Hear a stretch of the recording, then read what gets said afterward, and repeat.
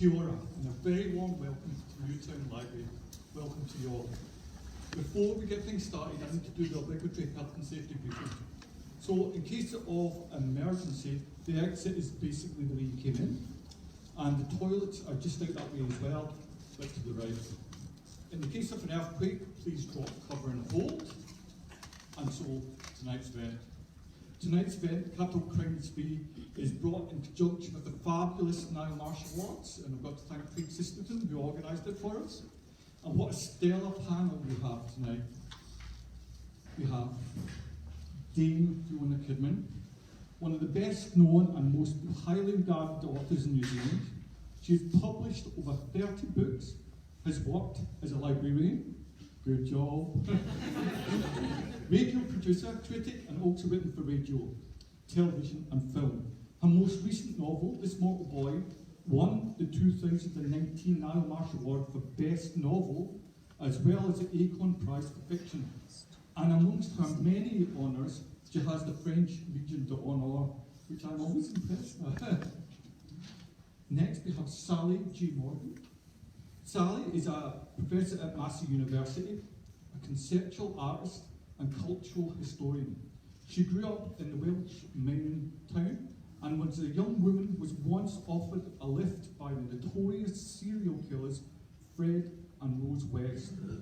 Sally declined, but that experience planted the seeds of her debut novel, Toto Amongst the Murderers. It is longlisted for the 2021 Acorn Prize for Fiction. Dr. Judy Melinek and T.D. Michell are the husband and wife duo behind the Jessica Tesca Forensic Mysteries, and also the New York Times best-selling non-fiction book, Working Stiff.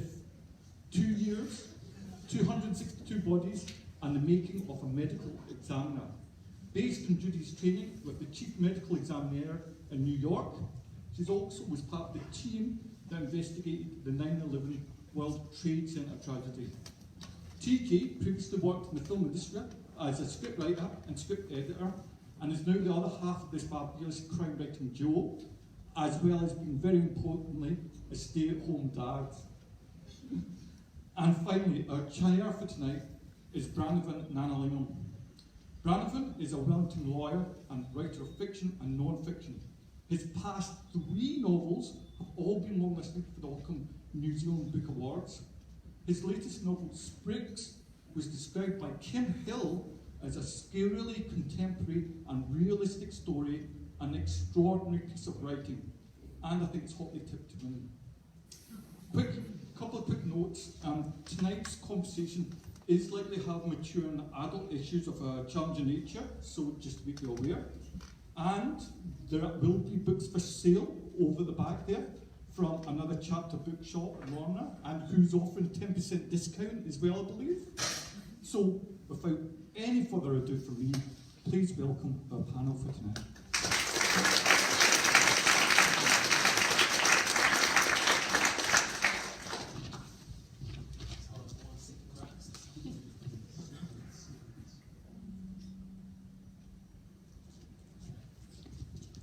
Kia ora koutou. Thank you all for coming out. It's a fabulous crowd and really grateful for all your support.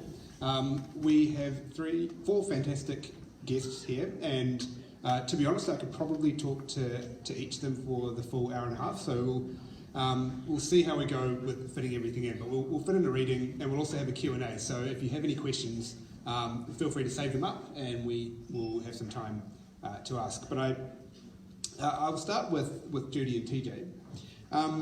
I'm interested in how collaboration works. It's something that I've been kind of fascinated about as a writer, and you put it to amazing use with your books. How does it work from a day-to-day basis for you? You want to take this one? Well, yeah, our canned response is always the same, is we have no overlapping skill set. Judy has the stories from her day job in the morgue performing autopsies of interesting ways to die, and everything that the police and prosecutors and everybody involved with investigating a death does. And I'm one of those writers who loves to be locked in a room wrestling with adjectives all day. And Judy doesn't much care if it's a dash or a comma, and I'll spend all day on that. So, because we don't step on each other's toes, we're a married couple who really enjoy working together. Yeah, so the logistics of how it works for us is usually I come up with an idea, like a seed idea, and then I run it by him and we go for a walk. Most recently we've been walking around Zealandia, so that's been a really good, it's a dark and, there's foliage and we can come up with ideas and brainstorm. And then at the end of the walk, I email him what we discussed. And while I'm working at the Wellington Mortuary doing postmortem examinations for the coroner, that's when he does most of his writing. When I come home at the end of the day, I will read to him what he's written all day. And since our books are written in the first-person narrator with a female voice, he gets the benefit of hearing it read out loud. And then usually I will critique it at that point, in which I say things like, no, a cop would never do that, or Jesse would never do that. And then I will, early in the morning, revise what he's written before I go to work, and then he takes over at that point. So we just pass it back and forth. That's the logistics. Yeah, in writing the novels, I've discovered that everything I thought I knew about the way cops talk comes from television. And they don't actually talk that way. Right. And I'm very, very lucky as a writer, too, because I never have the fear of a blank page. Yeah. We work off of an outline, and if I come to the end of a section and I know I have to get over here, but I don't know what's in between, I just take a walk with Judy and she tells me what to do. It's great. And then I also write the legal dialogue too. Since you're an attorney, I thought you'd appreciate that. Since I also work as a medical legal consultant for attorneys in the United States. So anytime there's a wrongful death lawsuit, we have a lot of lawsuits in the United States, less so here because of ACC. But I get hired to consult with attorneys in civil cases as well as criminal defense cases. So I will frequently write the legal dialogue as well, like what it would sound like for someone to be cross-examined on the stand. I mean, I must say, I do notice cross-examination and how usually it's poorly written, and this was pretty spot on. Oh, thank you, I appreciate that. Okay, so yeah, I got an endorsement there. But I'm also interested, that, particularly Judy, that I imagine, and I don't know what it's like to be a pathologist, but I imagine it's a pretty stressful job in which you have to strip out the emotion while you do the work. Is writing a way to put the emotion back into what you do? Oh, that's a really good question. That's a fascinating question. Yeah, to some degree it is. I mean, I think that definitely writing is a bit of therapy. It's a processing. I noticed that when we were writing Working Stiff, for instance.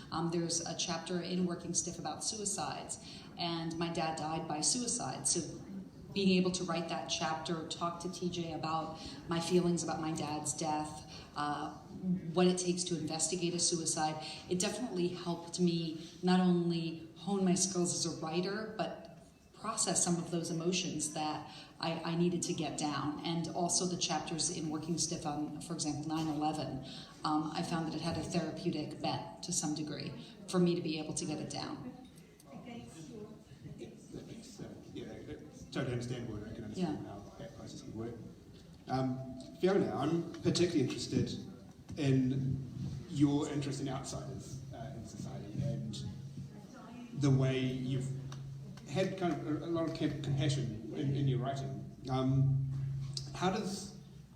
What do you see compassion's role in fiction and in writing in general? Because it's kind of underrated and it's underutilized.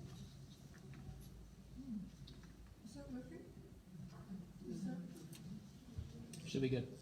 I'm going to choose mine. Mine is definitely... No, it should be good. It should be good. Give it a shot. Speak into it. Yeah, Speak into it. Okay, sorry. Is that working now? Sorry about that, people. Kia ora tātou. Lovely to be here. Well, what do I think about compassion in writing, and what do I think about outsiders? I was an only child, and something we've just shared is that we're both only children. And I grew up in the countryside. So to be an only child whose main avenue to the world outside is often, we used to have what I'm sure some of you older people like me will remember is the party line, and the skill of being able to push the button down and listen into 10 other people's private conversations was a way of hearing what was going on outside there. You listen, you learn to listen a lot, I think. But I did feel like an outsider when I was a child, and I know that my father, who was Irish and came to New Zealand in the late 1920s, always felt like a bit of an outsider in this country. I've written my novel, This Mortal Boy, is of course about an Irish boy who's extremely like my father. I didn't actually know the boy, but I used my father as a sort of a model for him, with the Irish outsider. And yeah, I guess when I was a small child, I moved up to the north of New Zealand with my parents at the end of World War II. And my mother she had married my Irish father in the 1930s, and she came from a very wealthy sheep station. So they were kind of an odd match. And for a variety of rather strange reasons, we went up north to Kirikiri, which was a place that had been settled by Raj people coming from Shanghai and Sienten in the late 1920s, early 1930s. And they were people who'd come to New Zealand to look for a way of life where they could continue to have servants as they did in Asia, and a nice climate, and being able to tell people what to do and things like that. Sort of ex-military Raj people. And my parents kind of accidentally found themselves as servants in this situation. And I was known as the servant cook's little girl. My mother was the cook there. So I think there was a strong my own sense of the outsider from a very early age. And yeah, I got quite a little bit bullied at school. I learned to shake that off later on, and the way that I was able to shake it off was through telling stories. I was an outrageous storyteller, and I made up awful things about all sorts of people, and I still do. So I guess, yeah, and I spent quite long periods in hospital when I was a small child, and my parents were 20 miles away, and they didn't have a car, and you couldn't go and see your child if she was in hospital. So I think all of those things contributed to some sense that I had of what it was like to be truly an outsider, which I have to say, as the years have passed, I felt less and less as one. But all of those things I think have contributed, I hope, to seeing the world from the outside as well as the inside, and trying to convey it as well and as kindly as I can. Well, I'm interested that your response, instead of anger or frustration at the world in general, that your response was actually to be extremely empathetic and find the humanity in everyone that you write about. I think in some ways I was angry for quite a long time, but yeah, I mean, you grow through that and have good life experiences. My husband is outside of the community that my own parents would have expected me to grow up in. He was Ngāti Maniapoto, Ngāti Rakawa, and moving into the world that I did when I married him when I was 20 was also, I guess, a healing process from anger I might have had. But I was also, I mean, I wasn't angry all the time. I had a lovely job in the library, and I had a great teenage life, and I liked to, I had a good time. So, you can work through it. And Sally, the origin story, as was hinted earlier by Neil, is pretty incredible in Toto Among the Murderers. And I was wondering if you're able to talk about the experience of using something so profound and intense as a starting point for a book, and what it was like revisiting that in the process of writing. I wish I'd gone first. Then we could have built up to Fiona. That would have felt more appropriate to me. I'm sitting here as a greenhorn with my first book on the table. But I'm sort of putting off this moment talking about my encounter with the serial killers, Fred and Rose West, which is key in the book, but it's not actually what the book's about, because the book is about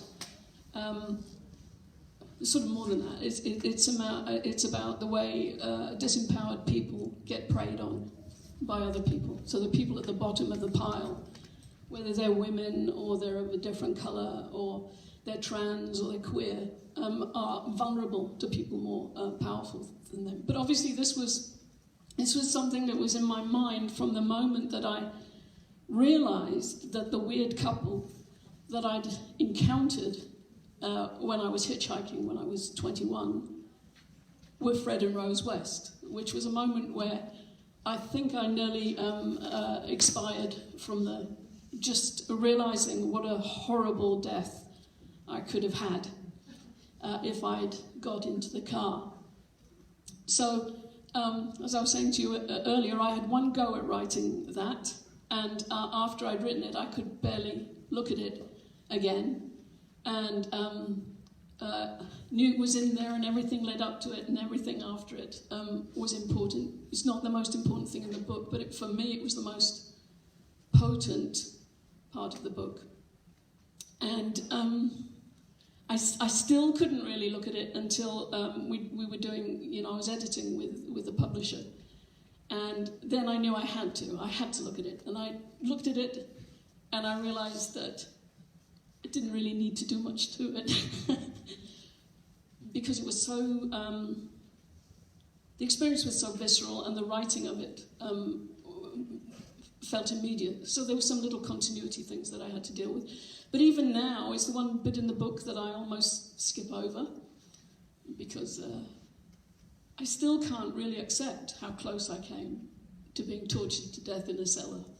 I really can't. But at the same time, I think it's a powerful anchor for the writing that I wanted, for the message that I want, the thing I wanted to talk about in the book. So,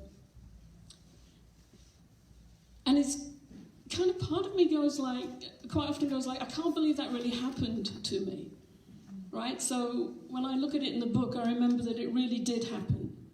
And these things still happen, and they're constantly happening, and constantly wondering, how the hell did I know not to get in that car?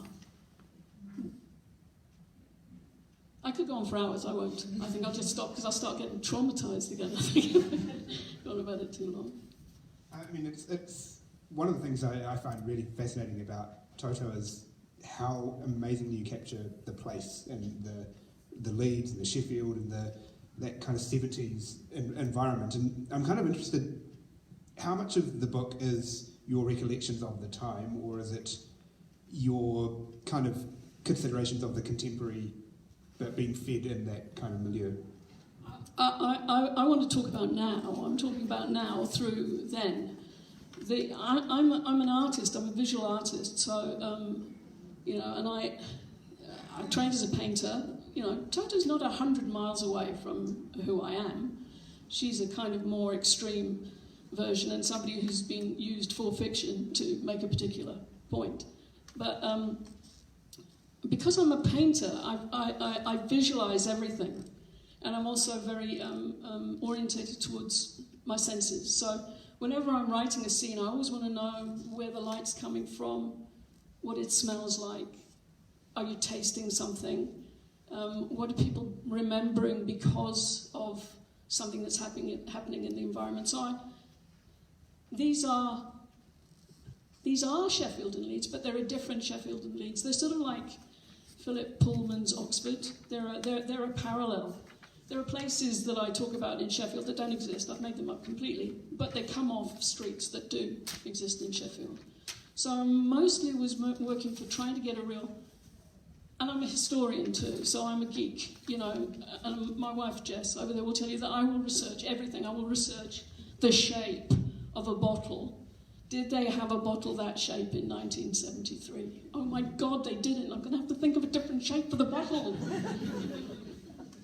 And most of that sort of fades back into the background, but it means that I build these places, this world, which is Sheffield, but it's a different Sheffield, with a girl who is kind of me, but not me at all, with people I sort of knew, but are completely different, to make the story around the thing that I want to talk about. Is that making any sense, or am I just rambling? Excellent. Setting's also a big part of the Jessie Tesker books, and I'm particularly interested in the way San Fran is presented. It almost has this kind of seedy, Vertigo, Dirty Harry kind of vibe. When you're talking about Silicon Valley, you're talking about earthquakes, you're talking about stuff that are very, very San Francisco oriented. I'm interested in how, was there a sense of the fact that neither of you grew up in San Francisco, this kind of being an outsider to that city, that makes it much all the more interesting character? Definitely. I mean, for us, sorry about that. We were not from San Francisco, so I'm from New York, and TJ's from a little town outside of Boston called Nahant. So we fell in love with San Francisco as outsiders coming in and just adore the city. But I gotta say that a lot of the grittiness and the noir comes from the fact that San Francisco has a tradition of noir that TJ has researched extensively. For me, where I was at, I was working for 9 years at the San Francisco Medical Examiner's Office. So the parts of First Cut and Aftershock that depict the city in detail, like the interior of the Hall of Justice, what the morgue looks like, the operating theater looks like, that's actually nonfiction. That's based on my own experience. And in fact, the opening scene in Aftershock, where Jessie goes to a death scene and she's called to a construction site, that's something that I would typically do, because at the San Francisco Medical Examiner's Office, the forensic pathologist would actually get called out to the scene.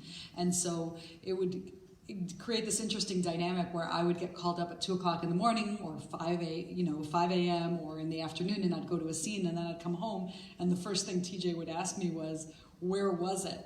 And I can't do geography.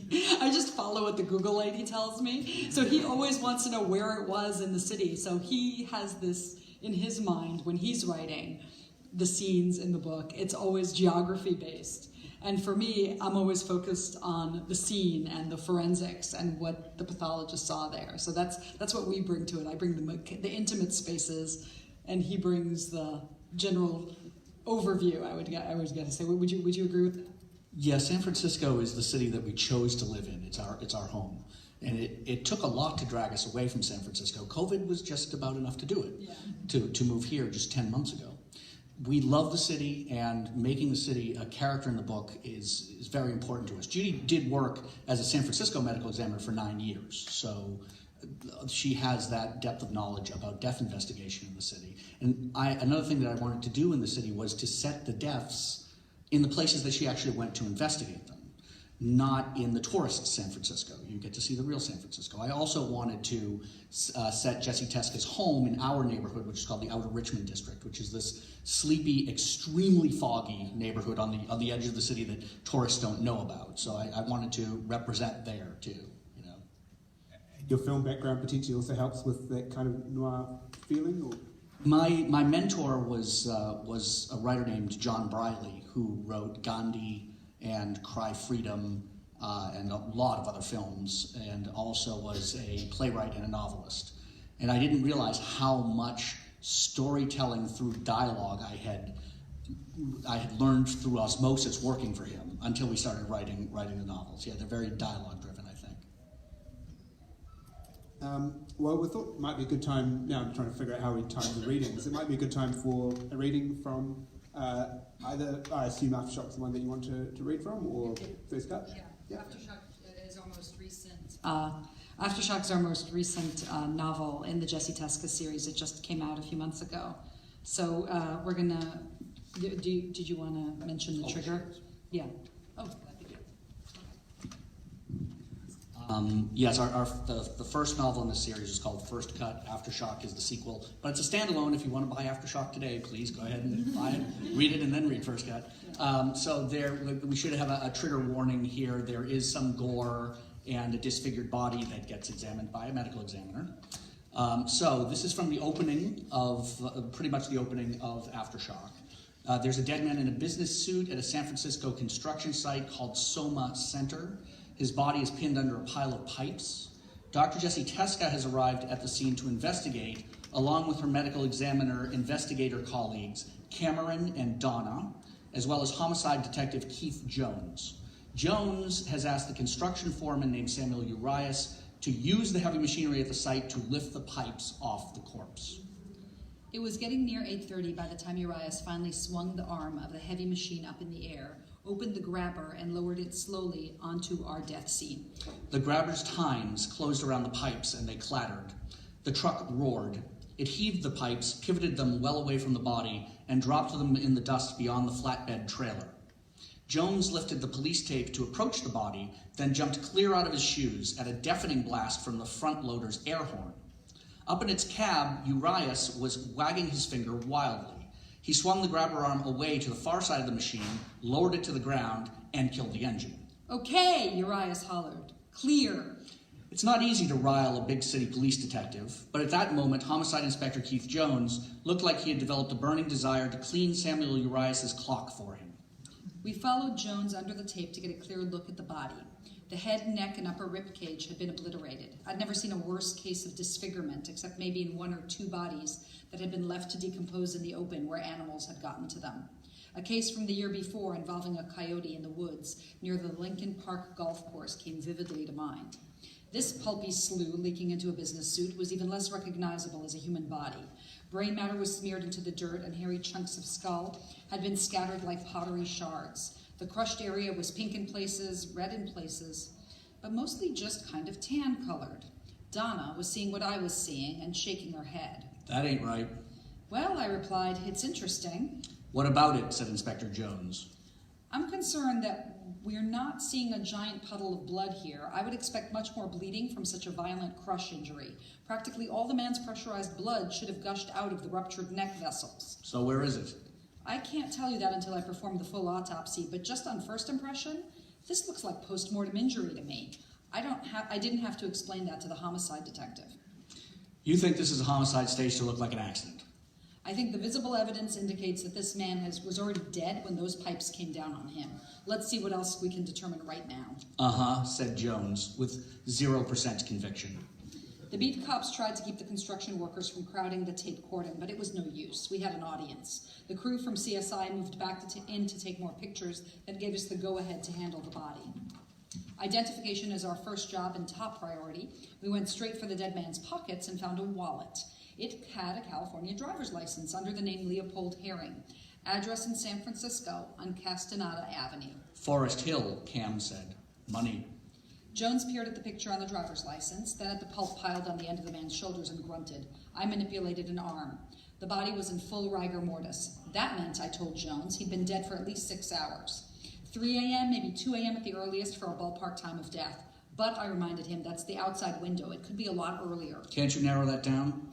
"Let's do a body temperature," I said to Cam. We put the wallet back in Leopold Herring's pocket where we found it, and Cameron yanked down the trousers.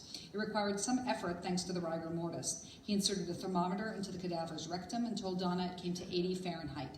She wrote that down, consulted an outdoor thermometer she kept in her death scene kit, and told me the ambient temperature was 54.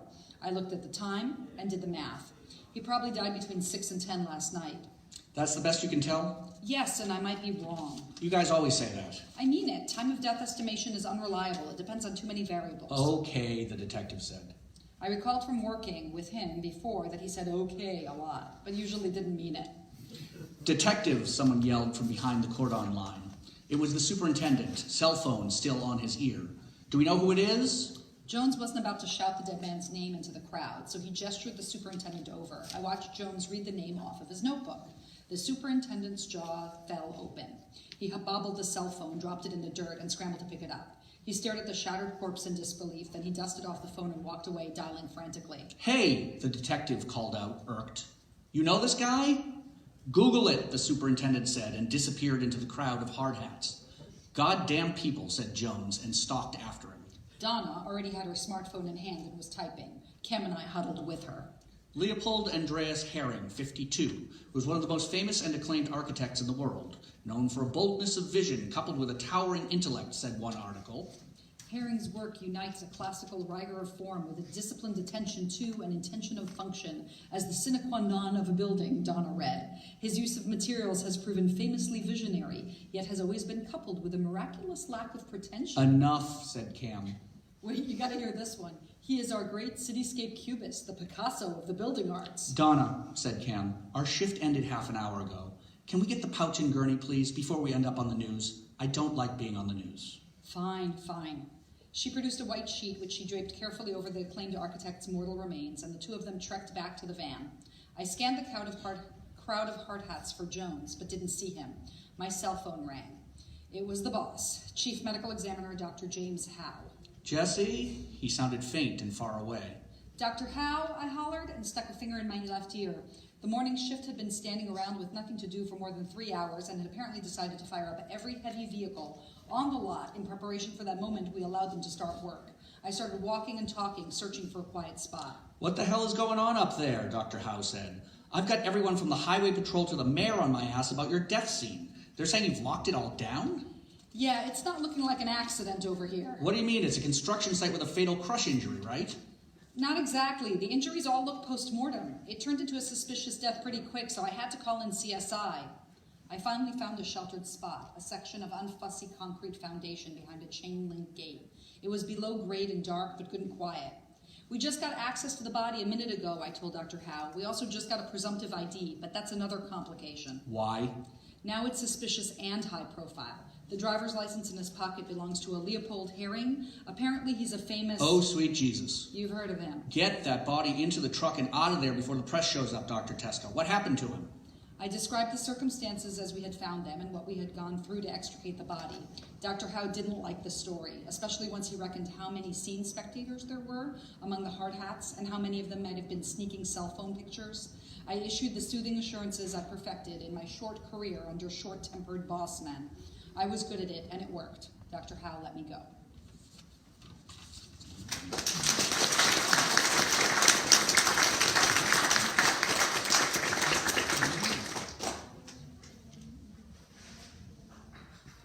That feels like a good lead to ask a couple of questions on violence to a couple of the writer Dame Fiona. I'm interested in the way the echoes of violence play out in This Mortal Boy. Set similar to Selling's book, was set in the past, but the way the ripples of violence kind of play on in the contemporary day, even though in this case it was something that happened in the 50s. So the question is? In what way do these stories, these narratives of violence, ripple on throughout history? Well, I think all wars do, and this was large or small, whether they be between individuals or between the great sweeps of the world. In this case, the direct impact has been on the family of Albert Black. Can I just sort of, in case we're talking, I don't want to talk in the abstract about This Mortal Boy. This Mortal Boy, for those of you who haven't read the book, and I don't expect you all have, was the second to last person to be hanged in New Zealand. He was a boy from Ireland, from Belfast in Ireland, who emigrated to New Zealand in 1953, and through a series of unhappy accidents and missteps, he was hanged when he was 20, 6 months after his 20th birthday, for the murder of what was known as the jukebox murder in Queen Street, Auckland, of a child migrant. And my research, to me, clearly, I'm very certain that it should have been a verdict of manslaughter. But of course, I have also been deeply opposed to the death penalty for as long as I can remember. So the story came together as something in which I was able to explore some themes that I cared about deeply. One is was a belief that the death penalty shouldn't exist, no matter how dreadful people have been. And we've got a few people who behave dreadfully in this country.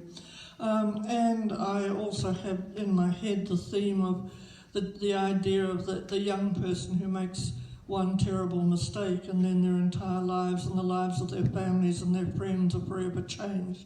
So in that sense, I guess there's that ripple effect. As it happened, Albert Black had a child who was born 3 months after his death. And so he has descendants in this country, a daughter and grandchildren, who would all like to see his name cleared, and or cleared. I mean, he made one of those bad mistakes in a moment of fear and passion and terror, and it was described by the pathologist as a fluke blow, something that should never would have been expected to kill somebody. Unfortunately, the group of friends that the victim was with rolled him over on his back, so a light stab wound on the shoulder actually went through his head and through his nose and out the other side, with all the gory and catastrophic effects that had. But in terms of the individual, his death is still resonates. But it also has a place in our history, I suppose, because one of the things about his death and the retelling of it, and a very graphic description that was made of it at the time in Truth newspaper, had an effect of leading to the abolition of the death penalty in New Zealand. He had advocacy within the government, which led to the abolition 4 years later. There was one other person who was killed in the interval. So in terms of governments and things, I think that also is interesting, that effect that we don't have a death penalty in this country does in a large way lead back to the death of Albert Black.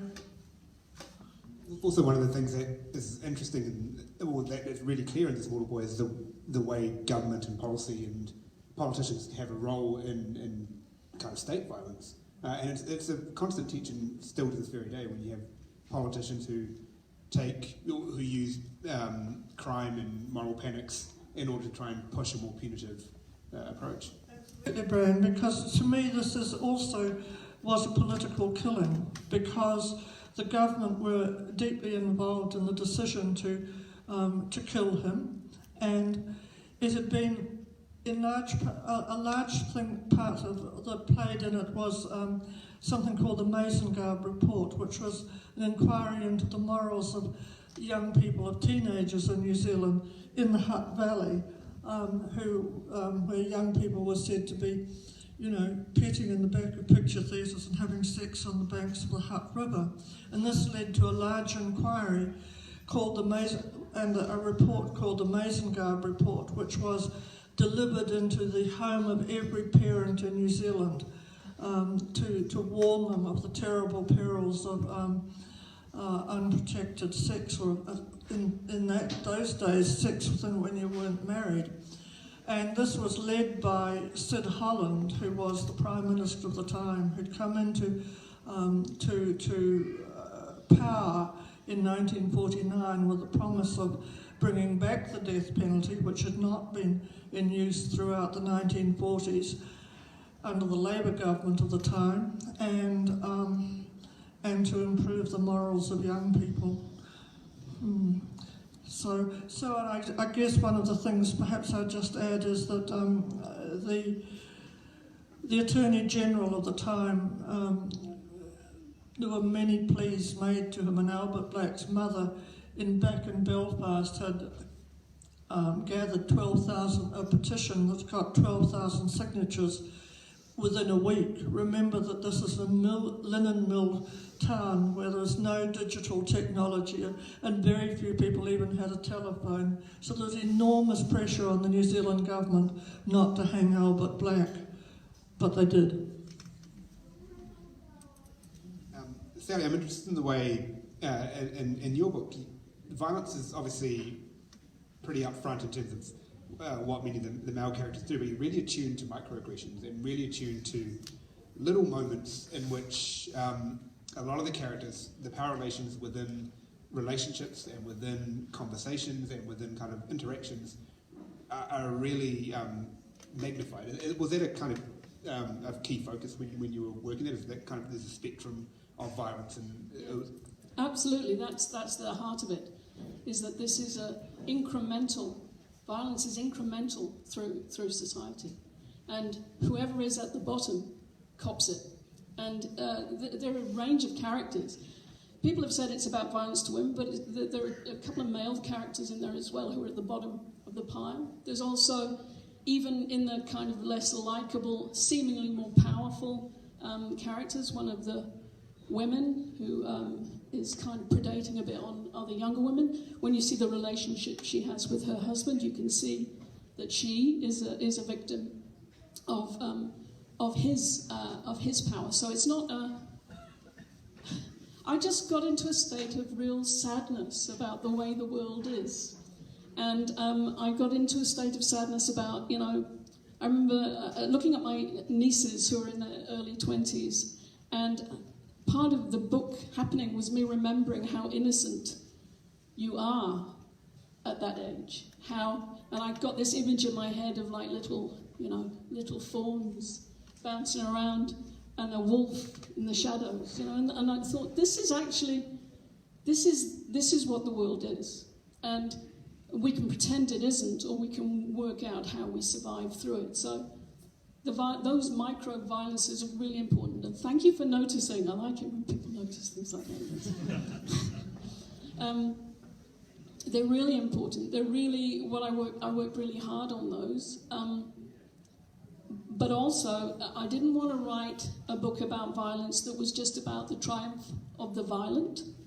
I wanted to talk about how you survive. You understand the reality that if you're a working class boy in Nottingham, you're going to end up in Borstal and you're going to get beaten up.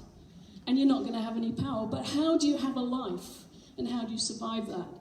And if you are a young woman like Toto, and you want to live your life, and you want to be free, but you know that violence is going to happen, how do you survive? What are the tactics that people have for survival? And I wanted it to be about self-worth and survival, and not about the pictures of the girls who are dead. And that's what they're reduced to. Because Toto, or me, I could be dead, and I could just be that picture that I took when I was having a laugh in a photo booth. That's what victims often get reduced to. So I wanted to reverse that and to talk about survival and a pragmatic approach to staying alive, and not letting the traditional perpetrators of violence just get their way the whole time. It's... there are scenes in there where Toto fights back, and I'm really, really, really wanting her to really hurt those guys, So that's the other thing that's in there, is that actually all of my characters are aware that this is a potential within all of us. So there's no purely good people and purely bad people. There are degrees of power and degrees of being a victim. But I don't like the word victim. So degrees of oppression, violent oppression. And I hope that I talked about how you can kind of, it doesn't have to be looking at the story. There's always the story, isn't there, of the famous murderers. Well, I want to talk about the people who were attacked and survived. That's what Toto's about. One thing also, the most poignant scene for me, I think, was when Toto teamed up with the Borstal boys and was kind of on the run, I guess, with them inadvertently. And there was a real sense of solidarity as a way of kind of breaking through some of these kind of cycles of violence. Yeah, I'm glad you picked up on that, because some people have missed that in the book, and to me that's a really important moment where it's talking about, this is all of us. These boys are on the run from the police. They know when they get caught, they're going to get beaten up. They know what's going to happen to them. They're going to get taken back to the Borstal. They're going to get the hell kicked out of them. and they're going to have worse conditions. But they still want to go on the run, you know, because they want those moments of freedom. And that, to me, that's a kind of a parallel to the things that were going on with the young women in the book, and the way their lives were constrained by simply being female. So yeah, thank you for seeing that. Well, would you like to do a reading now of... Like isn't the word, but I will. Glad I remembered to bring my glasses, but I don't have them.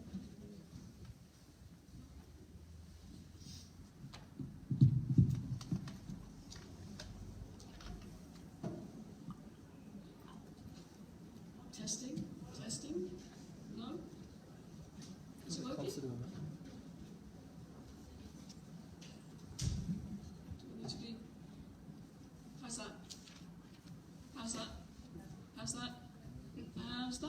How's that?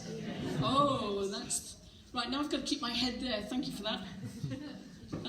So I'm just going to start with the opening of the book. I'm just going to go straight into it. So I'm not going to tell you very much because it's going to explain itself as we go along. Hopefully this is short enough. There's lots of swearing in it. These are art students from the 1970s, and fuck is very much a word that is the adjective of choice.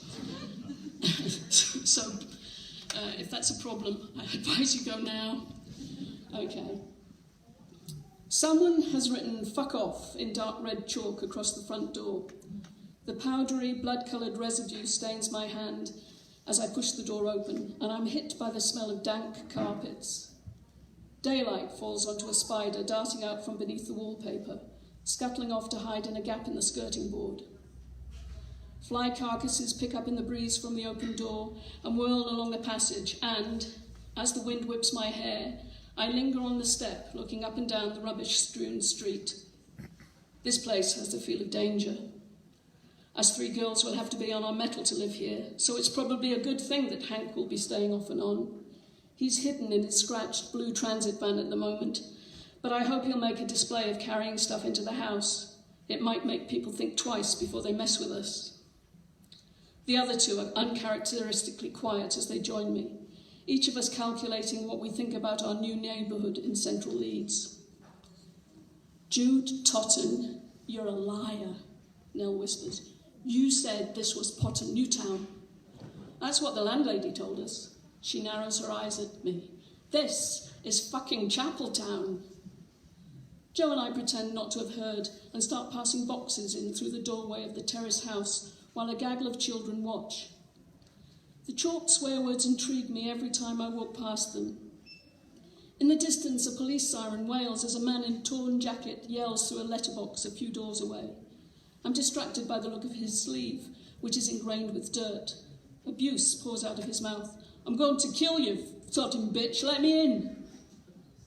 As the gang of grimy kids circle our possessions, a little Jamaican girl in clean school clothes stops to stare at us. Her eyes meet mine as the door behind her opens and a woman in a nurse's uniform pulls her inside. I'm suddenly self-conscious about my unkempt, hippie-looking hair and paint-spattered clothes. There's music in that house. Someone plays a piano laboriously while a wavering female voice sings the chorus of a Tamla Motown love song. This is the 1970s. Who sings like that these days? Sweet voice, though, mournful and out of place here. The door slams shut, leaving smells of unfamiliar spices and boiled meat hanging in the air. When all the boxes and bags are unloaded, Hank finally unfolds his body out of the van and glares at the kids. They stop. He's a craggy collection of angles and stubble, wearing an army surplus greatcoat. Pulling himself up to his full height, he looms over them and snarls, "Beat it, you manky little bastards." His gnarled knees show through the worn white threads of his jeans, and the laces of his steel-capped boots hang untied. "What you waiting for?" I love his pantomime fierceness, but the kids think it's real. Jo grew up in a tough council estate in Doncaster. "Don't talk to the buggers," she says, pushes her dyed black hair off her face and hands him a plastic bag to carry. "It'll only encourage them." She stares them down until, synchronised like a swarm, they disperse with whoops and curses towards the overgrown park at the end of the street. Running a hand over her hip to adjust her miniskirt, Jo returns to moving things into the house. Bloody kids, you've got to watch those thieving little sods. At the back door of Hank's van, I'm worrying whether they've nicked anything of mine.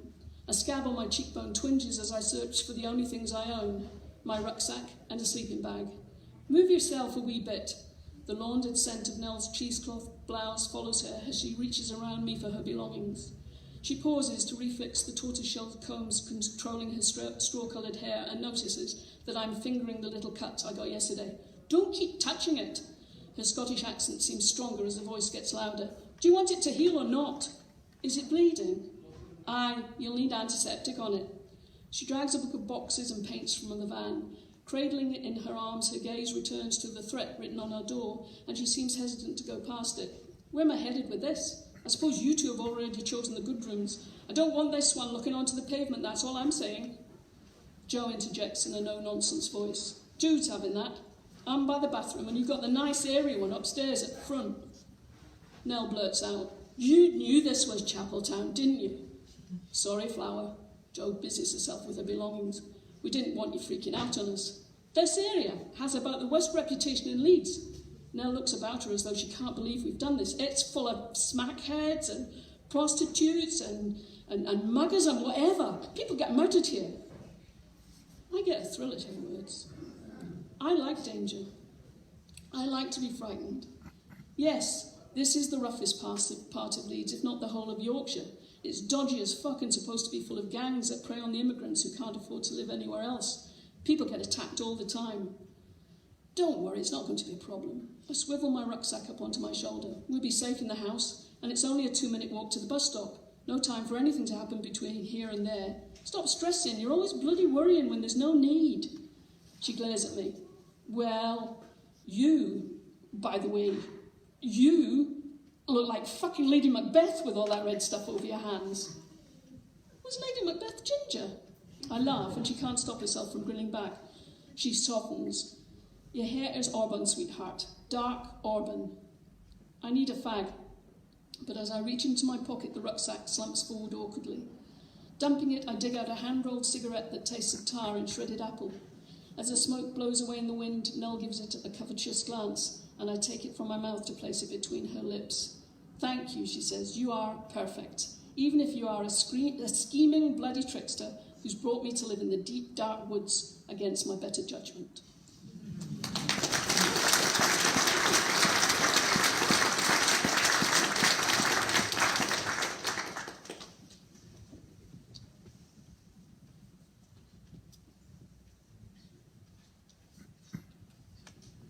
Judy and TJ, in your books there's a quite pointed juxtaposition between the kind of well-off and the powerful, particularly Silicon Valley types and the architects and the kind of construction, and the government officials, the ones who are battling, as you said before, in your day-to-day work. It kind of creates this pretty pointed commentary on disparity and the polarisation which those of us outside of the US have kind of seen as kind of a pretty dominant narrative. Was that kind of part of your thinking when you were working through that kind of high-low juxtaposition? I think what it stems from is the theme that we really wanted to tackle in this book was immigration in the United States. Judy and I both come from immigrant backgrounds. Judy is an immigrant to the United States. She was born in Israel and came to the United States when she was 5.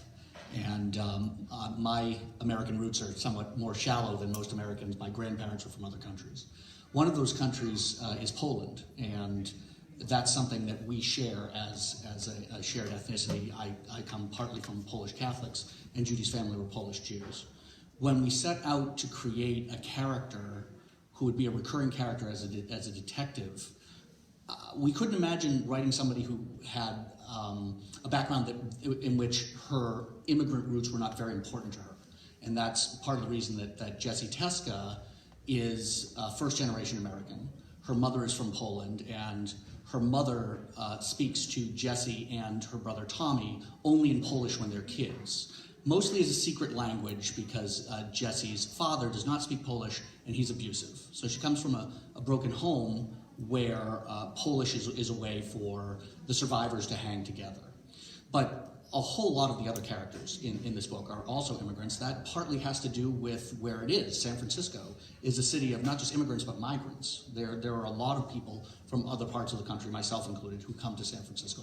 A lot of outsiders. I mean, that's true of a lot of American, especially California cities, but particularly in San Francisco. And we were writing this book during very dark times in our country, and especially when it came to immigration. And that's why we wanted to bring that theme to the front. But when you are talking about immigration, especially in San Francisco, yes, you are definitely talking about class disparities. Sure. And even the victim, who we just read, Herring, is an immigrant, but he's a rich man. And some of the other characters are very poor, and you get rich people, poor people, and everything in between in San Francisco in the immigrant community. And as a forensic pathologist, you know, people like people focus on forensic pathologists as, you know, being up among the higher socioeconomic classes just because we're physicians, we're doctors, we get paid, I guess, more in many ways than other people who work in crime, including the police or including the technologists. But Jessie, the character, doesn't come from wealth. She comes from poverty. She had to go into great debt in order to get her medical education. So it's not unusual in the United States for people who are doctors who appear to be of the higher socioeconomic class to actually not be, because of the great debt burden that they need in order to be able to get their education, because education is not free in the United States. It's actually quite expensive. So she flanks those worlds. She comes from a world of poverty and abuse and violence, but she is now among physicians investigating it. And so I think that focusing on her as a character and as kind of a conduit or a translator, so to speak, of what those disparities mean and how they can translate into violence, or how they can be interpreted and investigated is her role. I'm also interested in the way you used an earthquake as a catalyst, Especially here in Wellington. particularly in Wellington, but also this sense of dodgy foundations and this sense of everything being unstable. And I'm kind of interested as to why that was used as a narrative choice. Well, it came from our own personal experience. When I was not used to feeling earthquakes on a routine basis until we moved to California. Our first earthquakes were when we arrived in Los Angeles together as a couple. I was starting in my medical school training, and TJ was working in the film industry. And the first one was, I guess, 29 Palms, the one on my birthday. And we were scheduled, the first earthquakes we've ever experienced together. Yeah, it was actually, we were planning to go to Six Flags Magic Mountain, which is a roller coaster amusement park, and the earthquake was early in the morning, and so it was very mild. It was a mild tremor, so we just went to the amusement park and it was totally empty.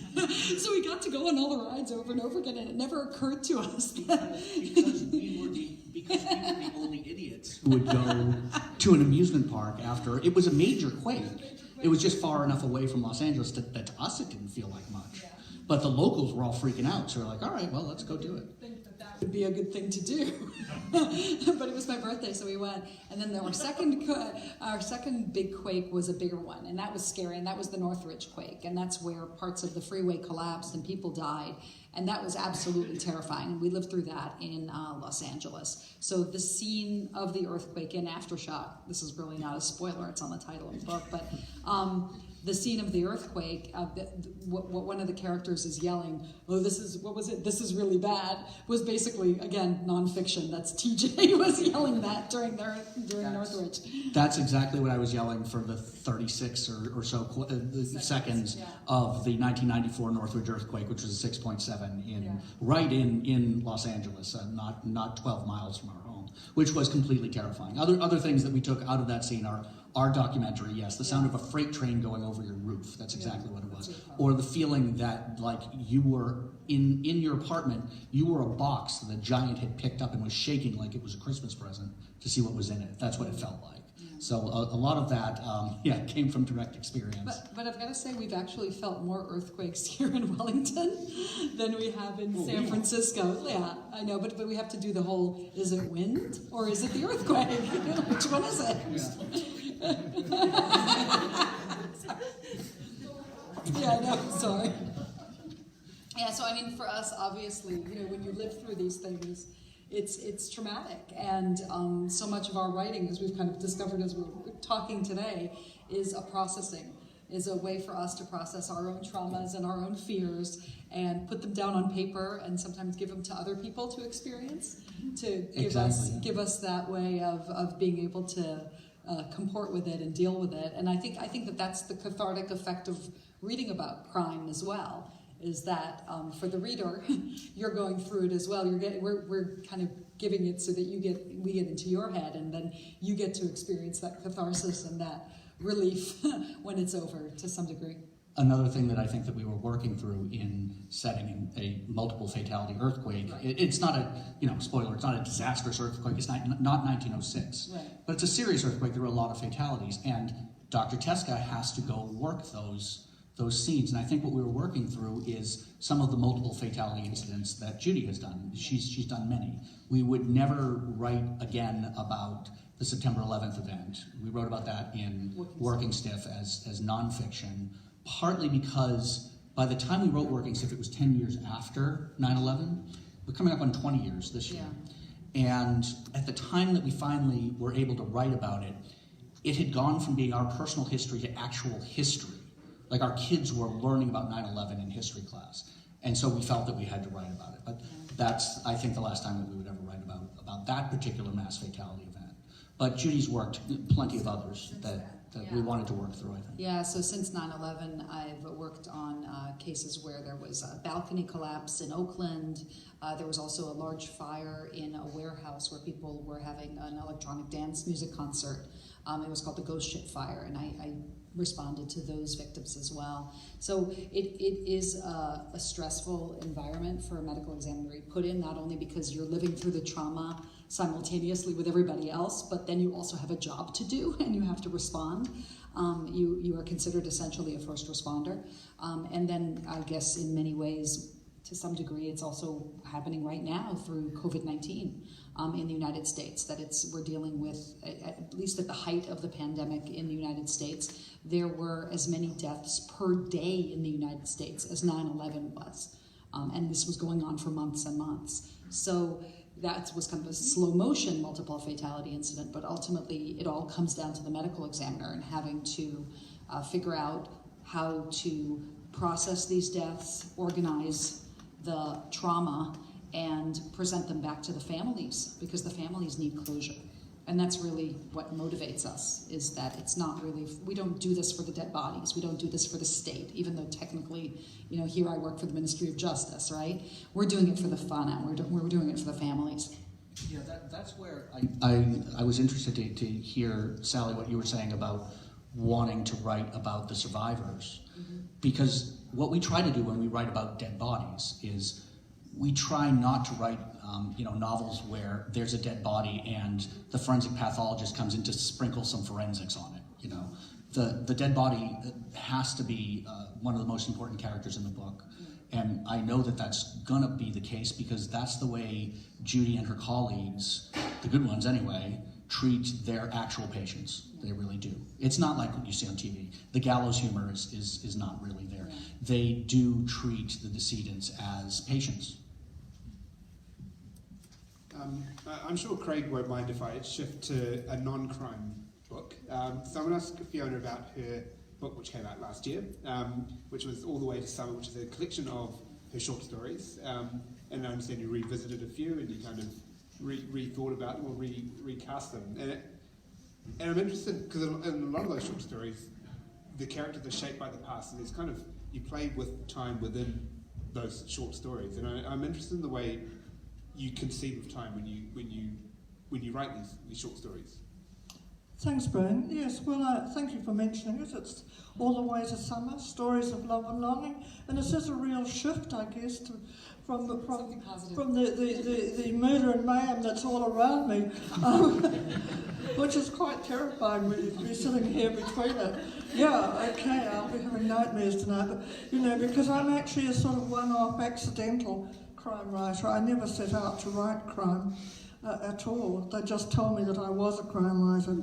So yes, this collection does deal a lot with time, and I'm really interested in the way that writers deal with time because so much of our lives are based on the past. We may optimistically talk about the future, which is an unknown, but our pasts are what we know. It's what we explore in our lives all the time from day to day, and I'm interested in that whole fluidity of time that we move in and out of. One of the great mistresses, I guess, the great contemporary writer who creates a sort of art form around the telling of time is the Canadian writer Alice Monroe, whose work I've been interested in for a long time. I wonder perhaps if I could read a tiny bit, just a very short piece, which is about sort of based on that idea of time. I was going to read something from This Mortal Boy, but you know, I'm interested in what Sally said about anachronisms, and well, I don't know whether you used that word, but you talked about getting the research right and having the right things at the right time. I was going to read you a rather ghoulish piece about Albert Black on the lead up to his death, and how he was weighed to measure whether every day to make sure that he'd be the right weight for the hangman. But then I thought, well, you know, with a forensic pathologist sitting alongside me, maybe that's not the best idea. So I'm not going to judge. So this is actually a little story which from a story called Red Bell, and it's just a wee one. The character is written in the first person. The woman it's the end of a story in which she'd had an encounter which was in itself quite violent in a Wellington supermarket, and she's getting over this really. The red bell is actually a red capsicum, which has been a bit of a quarrel over when it gets into the wrong basket. You know, the way things do, and the way that tempers can flare in supermarkets. Anyway, that's all by the story has moved on then a little way, and so here it is. Another day, another place. I don't suppose I could have that little stand, could I, have any chance? That would be great, thank you.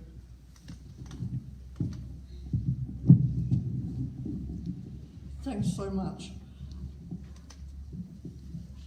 Okay, another day, another place. A week had passed.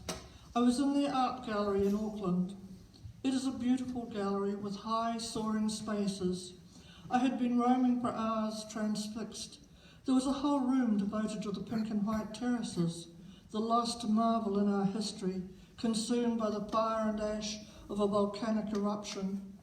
The terraces were buried not far from where I had lived as a young woman, gone like the temple of Artemis or the Colossus of Rhodes, the Theomata, as the Greeks would say. The terraces so lost that nobody knows anymore exactly where they are, even though this disappearance happened in a time when records and paintings had been made. I had encountered some people the day before in the hotel where I was staying. I had known one when I was young and he a child. We had spent an hour or more unpacking the past, who knew whom, and how our lives intersected, old ties, histories and sorrows. The meeting had taken me back to another time in my life when I lived near the place where the terraces stood before they disappeared, before the eruption. I was shaken by this encounter, reminding me of my own metamorphosis from a wild and unhappy creature to a woman with a considered and careful life. I walked into another tall room, pale green and white, and stopped before a painting that took my breath away. The painting was called Focal Point. I had not heard of the artist, John Tunnard from Penzance. This work consisted of softly washed architectural shapes, of precise geometrical design, which vanished at a central point, and that point was marked by a dark, intensely red sphere. I recognised that sphere in an instant. The flame in an opal, a shining fruit, a heart, a drop of blood, call it what you will. Beside the painting was an account of the artist's inspiration.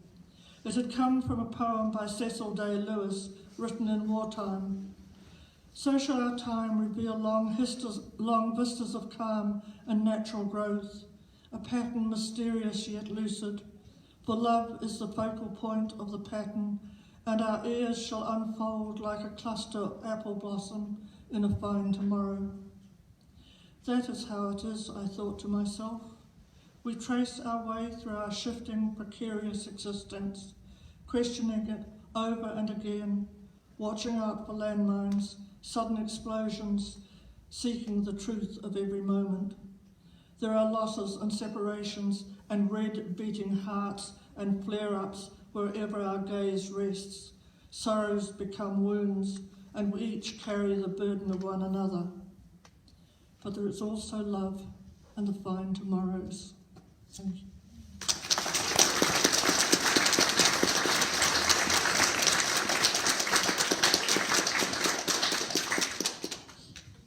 Thank you, Fiona.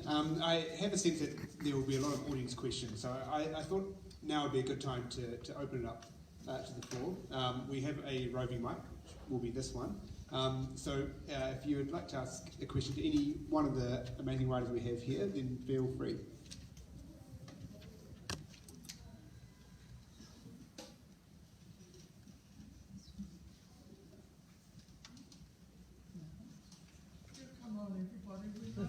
We ask questions. We want to know what you want to know, what we need, rather than what we inflict upon you. Ask, ask, ask. It only needs one of you to start.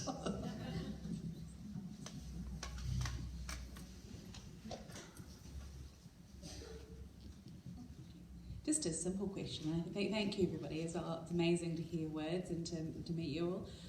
I have a question about the gore factor.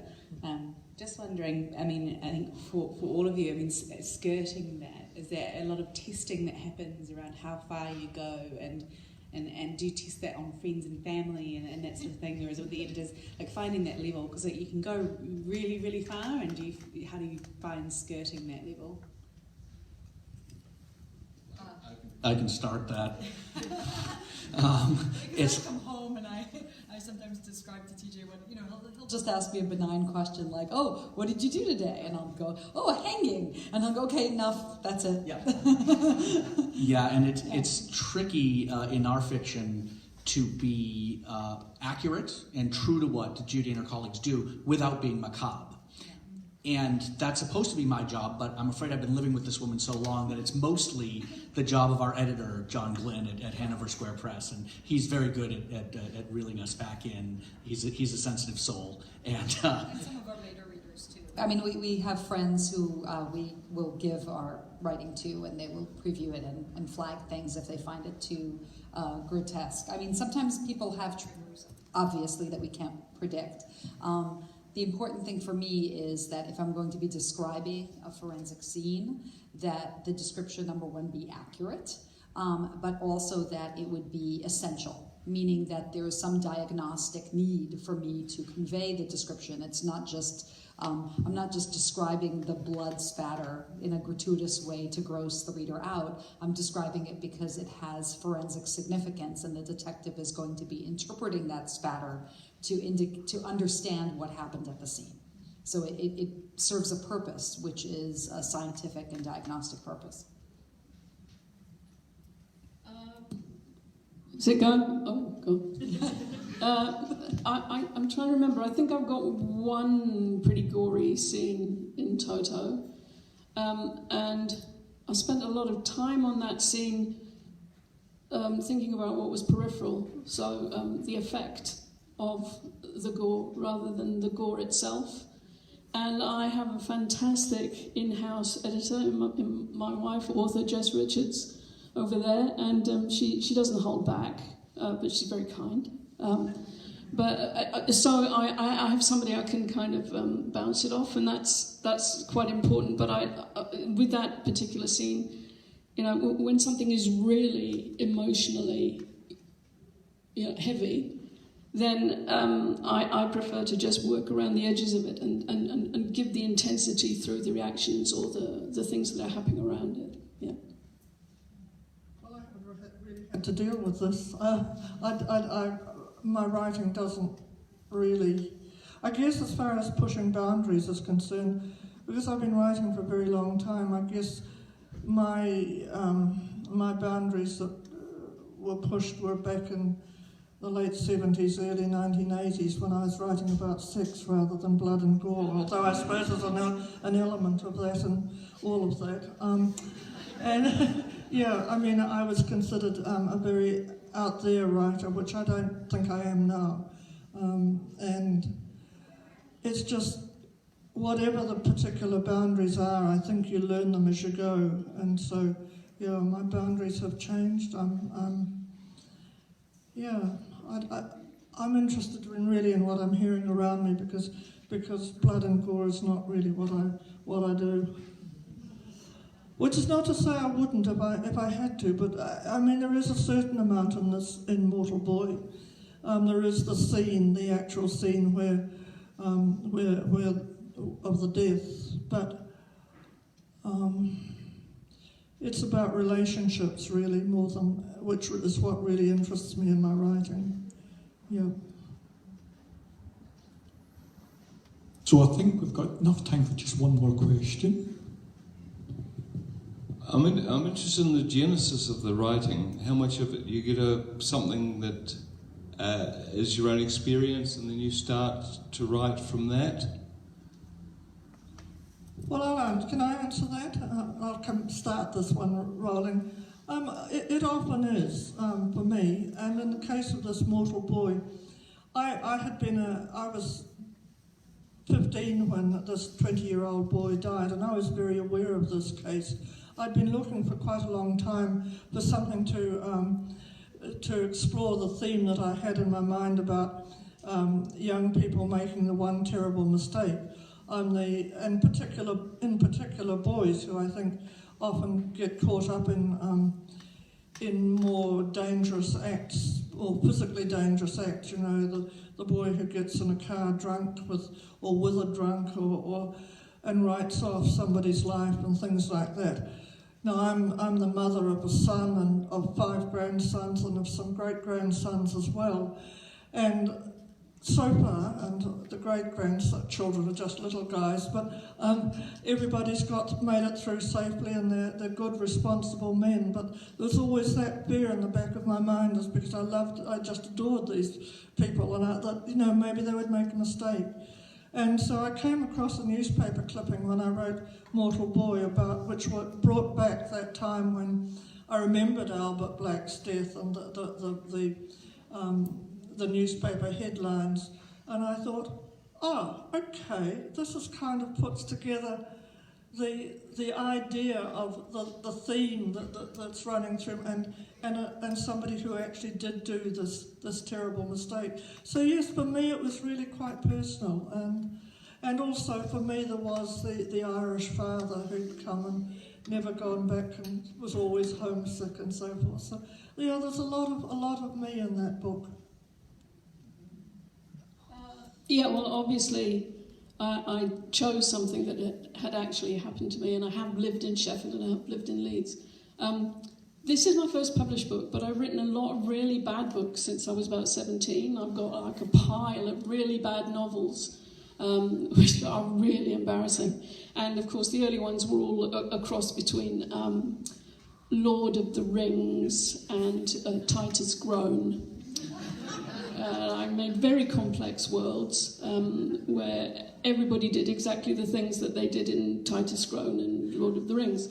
And luckily, when I was around about the age of 24, I thought, this is rubbish. I really do want to be a writer, but I've got to have something to write about. And, it's different for different people. Like, I realised I didn't have enough life experience at that time, and I needed to have things that I felt something about. So gradually, and then I became a historian, and I published histories, bits of social history, which I was always there was always a connection there too. They would be about Welsh immigrants, or they would have something in them that I could relate to. So by the time I came to write Toto, I knew the time had come that these things that I've been storing up were going to be the material that I was going to work from. And they are material. To me, it's just like a huge amount of material, and I'm going to pick things out. And the thing is that I know it's authentic, because authenticity is really important to me. A notion of truth is really important to me. So, yes, novels are a total pack of lies, but it's actually lies that I hope add up to some kind of truth with authenticity. So I happen to be that kind of writer, that I'm the material. I think I recognised what my shortcomings were early on, which is why it took me such a bloody long time to get my debut novel out. It's formative act, isn't it? Yeah. And for us, I mean, ultimately, you do write what you know, not just if... I mean, for our first book, which was Working Stiff, was a memoir. So I was taking notes while I was doing my autopsies and learning how to perform autopsies. And it was my diary that became our first book, which is Working Stiff. But then when it came to writing our novels, I had to ground it in something that I knew as well. So the first novel, First Cut, I was actually called out to a scene. The opening scene in First Cut, one of the murders that start the sequence of events, is based on an actual scene where I got called out to a cafe where a man had been working on a computer, a laptop, and a petty thief had come in and grabbed that laptop and started running, and the victim of the robbery pulled out a gun and started shooting him, and the petty thief got shot, and the owner of the laptop took the laptop out of his dead hands and walked out of the cafe. And I had been brought to the scene by the police. So you want to say? Well, yeah. and that right there that's the seed for a detective novel right there. Is Judy walked away wondering what is on that laptop that you would kill somebody, right, and then pick it up and walk away, all on camera. And the guy probably knew he was on camera. But see, I come home and I tell TJ about these cases, and he says, well, what is it? Who was it? Who killed him? And I was like, did you find him? I was like, I don't know. I never get the follow-up. It's the police who do the investigation. So I might find out about it maybe a year later when I go to court. You see what I mean? Or, the district attorney will come and meet with me and tell me stories about what the police have found out, and that's when I get the rest of the story. But in creating fiction, we can make up the stuff that I don't know. So I take multiple different actual experiences and then we weave them together and fill in the gaps with fantasy, with what we can create. But it's grounded in my knowledge of forensics and both of our writing abilities. Question? Yeah. Well, I was reading a New Yorker essay today about gun control in America, and there, according to this, there seems to be thousands and thousands and thousands of people who get shot every year in America. Is that right? Oh yeah, absolutely. There are more guns than there are people in the United States, and coming very shortly, you're going to see news that the Supreme Court is going to make it legal not just for each and every person to own a gun, but to carry it openly in the street like it's the Wild West. That's going to happen. Decision. We'll see. I mean, the court is stacked at this particular point that's like a likely outcome. It's a problem in the United States. There's a lot of guns. There's a dissemination of guns. As a forensic pathologist, it means that I have quite a bit of experience identifying gunshot wounds and recognizing them and doing what we call trajectory analysis, which are used in cases involving people who are shot by police as well as people who shoot one another in criminal cases. So that's actually part of my expertise as a forensic pathologist. And one of the reasons I was brought here, recruited to New Zealand, was to train up the next generation of forensic pathologists among Kiwis. But our system here, as wonderful it is that we don't have as much gun deaths, is not a great environment for training forensic pathologists. So in order to train forensic pathologists, they actually have to go abroad. Guess where you send them? Guess where? You send them to Australia. You send them to Australia for a year or for a few months, and we're trying to set up rotations for forensic pathologists actually in the United States and Canada as well, so that they can gain experience in recognizing gunshot wounds. So that's a good thing. It's a good thing. That's all we've got time for tonight. I would just like to thank the panel, Brannavan, Sally, Fiona, Judy and TJ for a fantastic evening. I really enjoyed it. We could have talked for hours more, but we have to close. And I know that they'll all be happy to sign and talk books. So if you could show your appreciation in the usual way.